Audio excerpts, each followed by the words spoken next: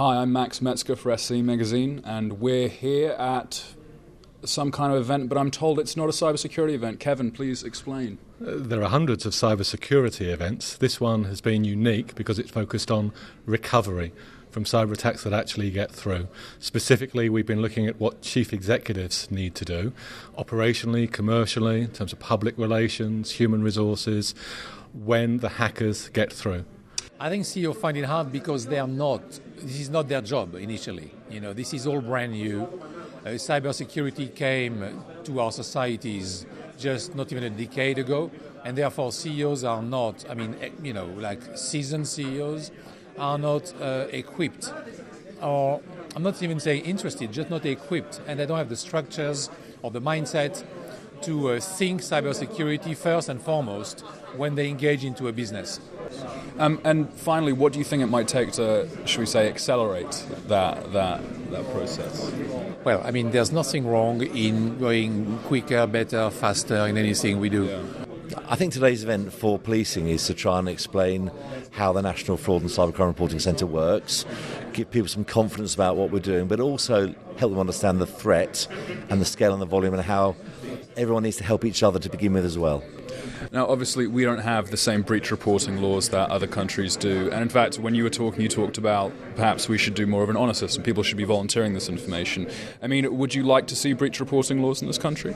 Well, I think the question is, why are we doing it? Why do you want people to report a breach? If you want them to report a breach, you've got to give them time to do so to understand it. Otherwise, you get a regulatory framework that doesn't work. But should people be more compelled to do it? Yes, they should. And I think some of the EU legislation that's coming out will do that anyway. So the London Digital Security Centre is a not-for-profit organisation. It was founded by the Mayor of London and is supported by the Metropolitan Police and the City of London Police. The cyber hygiene programme will be launched in January 2017. So the idea of that is almost to bring cyber security to the streets.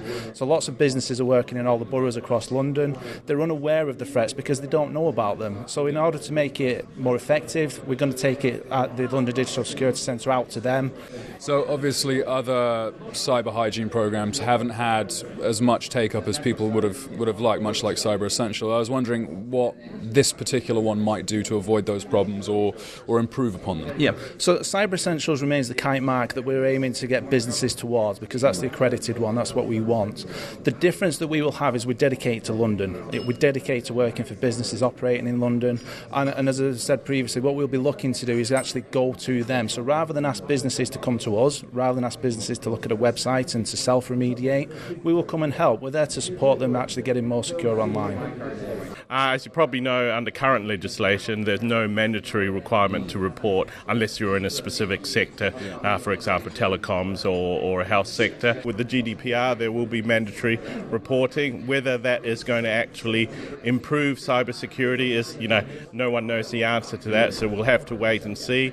As you're probably already aware, various states in the US have mandatory reporting, but I haven't seen any empirical evidence showing that those states with mandatory reporting, there's lower incidence of cybersecurity, or whether the individuals are better off having mandatory reporting in those states. So, Kevin, we go to events like this all the time, except the difference is instead of a room full of CEOs, it's filled with CISOs. What do you think this kind of event is significant of, considering that change? Cyber Rescue is providing answers to chief executives and their boards about what they personally will need to do in the event of a breach.